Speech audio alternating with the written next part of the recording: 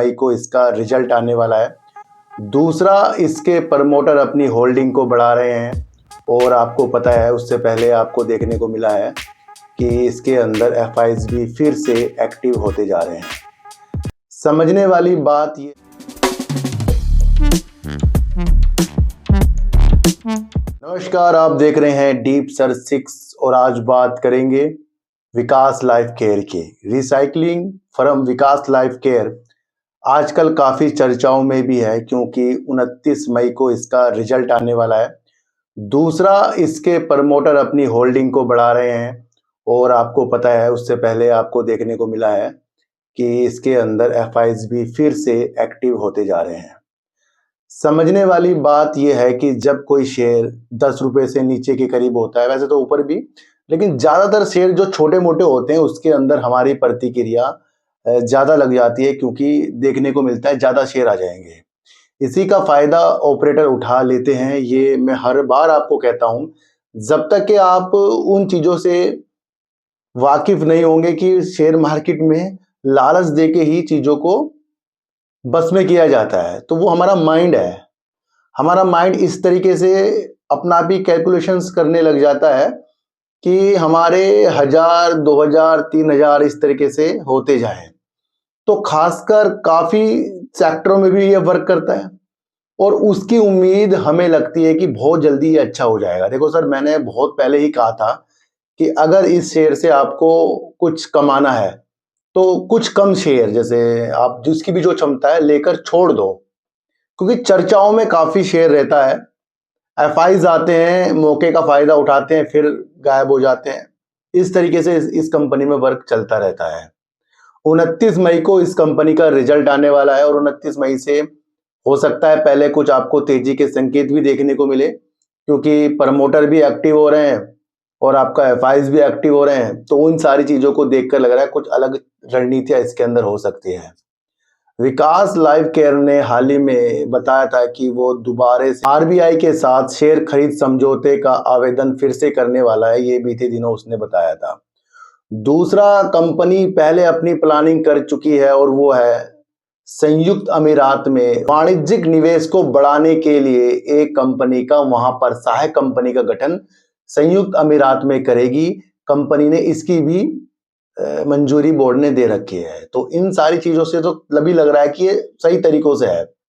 High company का 8 रुपए करीब का है, लो कंपनी का 2 रुपए 66 पैसे करीब का है। अभी शेयर जो है 5 रुपए करीब का चल रहा है।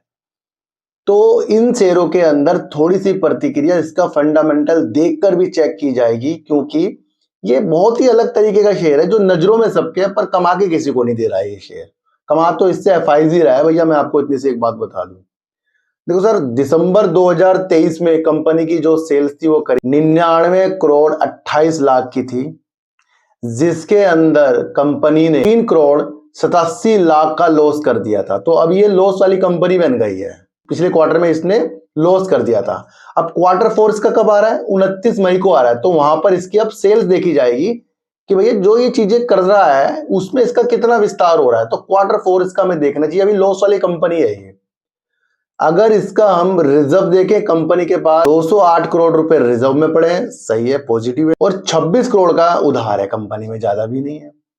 कैश फ्लो कंपनी का अंदर निगेटिव है, जिसके अंदर कंपनी अपने ऑपरेटिंग एक्टिविटी से जो डालना था वो भी नहीं डाल रही है, माइनस में है 112 करोड़ रुपए। और उल्टा अलग अलग तरीकों से इन्होंने 151 करोड़ का भी उधार इस तरीके से लिया है, चाहे वो शेयर को करके हो या अलग अलग रणनीतियों की तरफ हो। तो इसका कैश फ्लो भी निगेटिव है।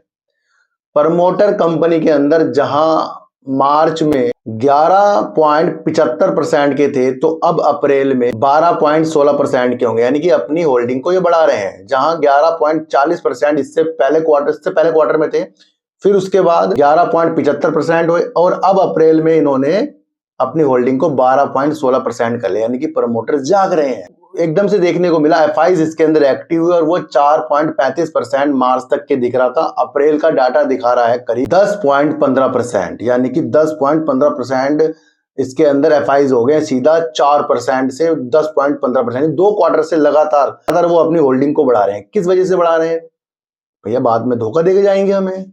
थोड़ा सा समझने वाली ये चीज़ है। और पब्लिक इस कंपनी के अंदर है करीब 77.68% की। देखो भैया, जिस तरीके से इस कंपनी के काम है वजूदों में है, अच्छे हैं, और पर उस हिसाब से इसकी वो फंडामेंटल नहीं है। तो जब हमें वो कुछ कंपनियां अच्छी लग जाती है काम के द्वारा, तो उसमें कितना निवेश हो सकता है आपके द्वारा कि अगर फंडामेंटल आपको अच्छा ना लग रहा हो पर आपको लग रहा हो हाँ भैया कुछ करेगी कंपनी, तो आप करने में मतलब अपने दिमाग की करने में कितना पैसा अपने दांव पर लगा सकते हो, तो उतना पैसा इसमें दांव में लग सकता है। समझने वाले समझ जाएंगे। और अगर आपने इसके अंदर ज्यादा पैसों की चीजें अपनी डाली तो वहां पर कहीं ना कहीं हम ट्रैप भी हो जाएं, क्योंकि एफआईज कई बार इसके अंदर आते हैं और गैप हो जाते हैं, पैसा लेके भाग जाते हैं पब्लिक का। तो कंपनी की मंशा आगे आगे जैसे जैसे बढ़ती जाएगी तो ये थोड़ा कम शेयर रखने वाला शेयर है।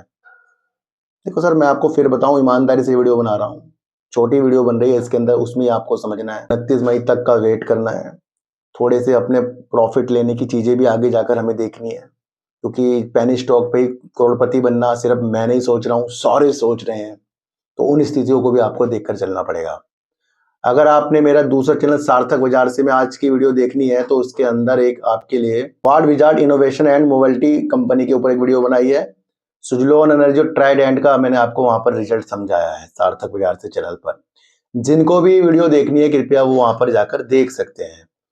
तो आज की विकास लाइफ केयर यानी पेनी स्टॉक की चीजों के अंदर आपको समझना है, धैर्यता से काम चलाना है, कम निवेश करके ही बैठना है, और एक बार शेयर लेने के बाद दोबारा एवरेज करने की स्थितियों से पेनी स्टॉक पर कभी नहीं आते, ये आप समझकर चलना। तो आज की वीडियो से आपको क्या समझ में आया एक बार मुझे भी बता देना। तो फिर मिलेंगे आपसे नई वीडियो के साथ, जब तक के लिए नमस्कार।